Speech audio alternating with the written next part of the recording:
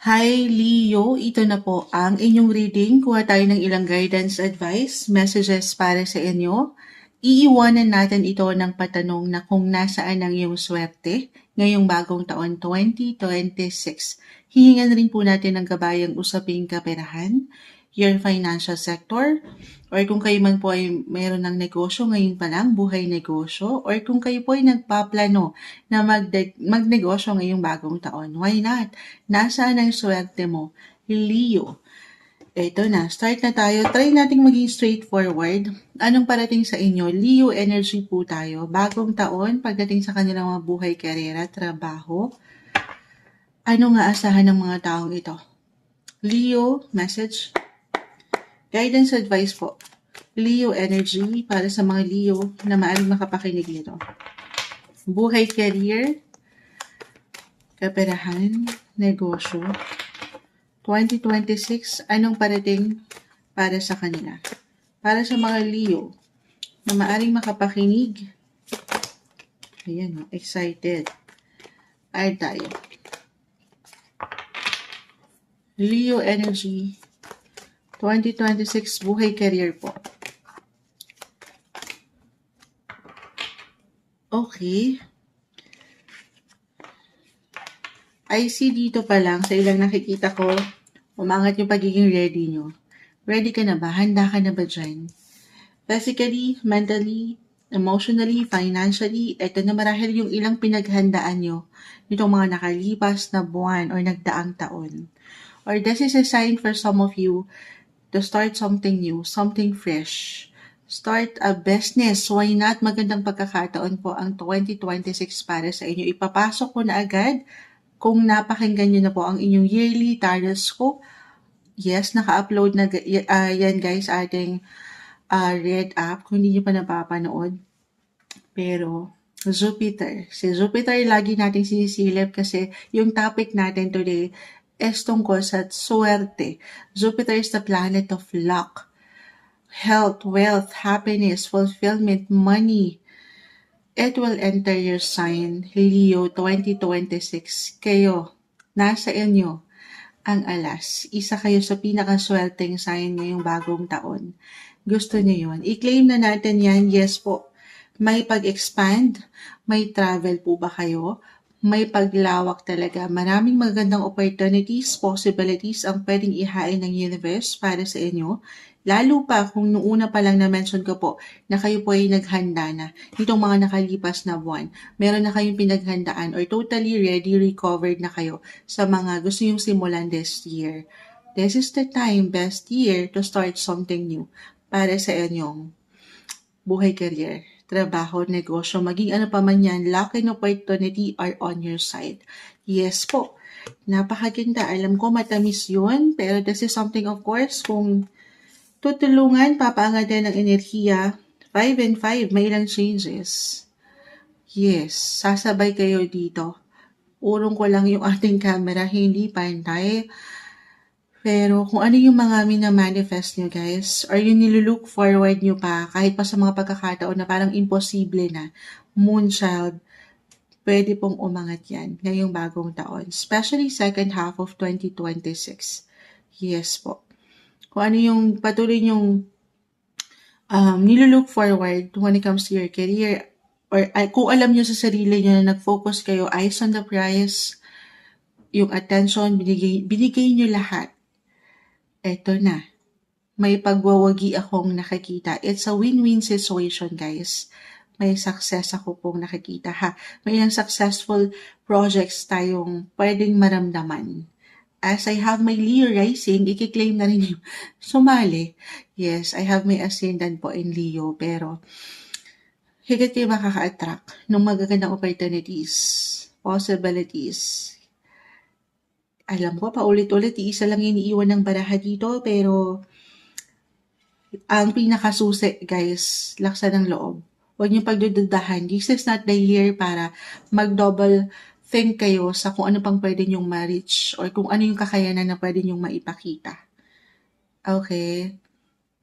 Show up, showcase your talents sa showtime na naman. Hindi, pero ayan, napakaganda actually. papabor ang mga ilang sitwasyon sa inyo ngayong taon. Kahit pa sa mga pagkakataon, again, na parang may laban kayong patuloy na pinagdadaanan. For some of you, tayo po ay general reading. Of course, just only take what resonate. Kahit pare-pareho kayo ng sign, magkakaiba pa rin ang bawat isa. Kaya nga po hinihikayat ko rin na kung hanggat kaya, pakinggan nyo po yung inyong mga rising sign, especially kasi yan po yung first house. Isa sa pinakamahalaga din. Okay? Kung minsan parang hindi kayo mag-resonate sa messages ng inyong sun sign. Sun sign, guys, ito yung nakagawian yung pakinggan eh. Okay? Pero regardless, go big. Go big this year, Leo. Lawakan nyo ang inyong isipan. Buksan nyo yan. Okay? Maging open din kayo. Kasi I feel dito sa ilang baraha mo, kasi iba-iba tayo sa part ng pag-recover. Yung una kong na-mention sa pagiging handa. Hanggang kailan tayo magiging handa, Leo? Ngayon pa lang, tulungan na ang sarili. Maging bukas. Patuloy mong pahintulutan ang sarili na, ayun nga, alin yun, paangatin yung enerhiya, paniniwala, yung inspirasyon, inspired action sa bawat gusto niyo pang ma-reach ngayong bagong taon. Kasi totoo yan, baka meron tayong ma-miss na opportunity kasi hindi natin binubuksan yung mindset natin, hindi natin niyayakap yung mga pwedeng ihain pala or nandiyan na pala sa harap ng universe. Okay? Meron po. Ay tayo na ilang guidance advice. Nasa ng swerte ng mga Leo this year? Message po. Anong kailangan marinig ng mga tao? Especially, kung hindi ko na-add, connected din po, travel sa ibang bansa. Diyan kayo higit actually. Saturn kasi will enter your 9th house. Yung energy ni Cancer, sandali. Hindi kailangan yung pinaka-sign ha. Nasa ng swerte. Yun na na-mention ko, no? Travel. Maganda rin po pag kayo nasa ibang bansa. Or kung itong negosyo na bubuin nyo ay konektado sa ibang bansa.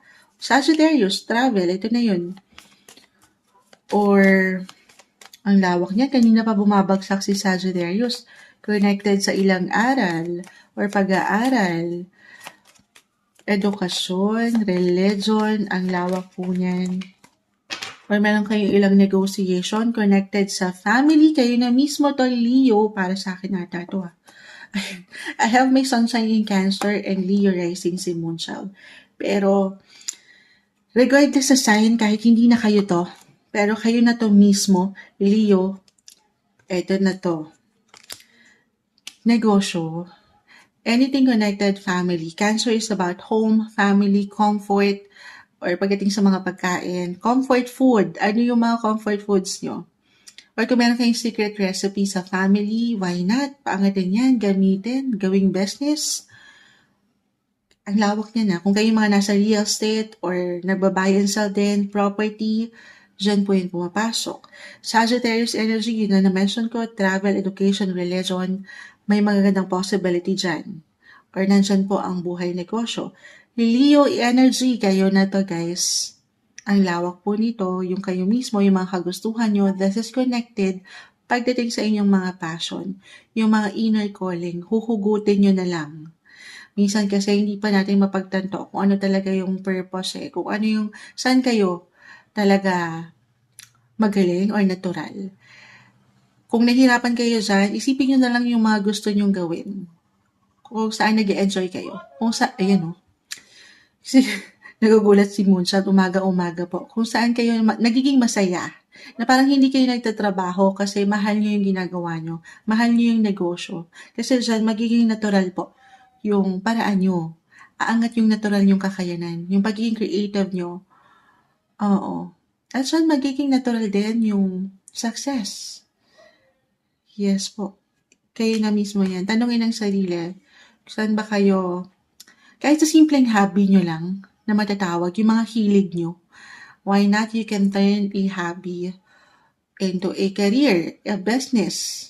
Baka nandiyan ng paglago, guys. Nasa inyo na pala mismo.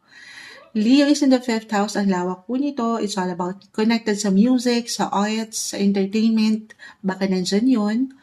Or pagdating sa games, Hindi sa hinihikayat ko kayo, baka may something luck din dyan or swerte sa pagnenegosyo. Games, guys. Sabi ko nga, music, ano pa ba yung hindi ko naiiwan? Connected sa ilang theme parks, so masasaya, music, festivals, ganyan, yung pagbe-business. Kung saan umaangat yung inner child niyo rin or pagiging childlike, free-spirited, happy. Sundan nyo kung saan kayo higit na magiging happy. At the end of the day, piliin nyo, naway piliin nyo kung saan kayo higit na magiging masaya. Okay, ito yung umaangat na guidance. Alam ko, may hugot, pero career reading lang po tayo. Buhay, karera, trabaho, mensaheng gabay lamang po para sa inyo. 2026, Leo.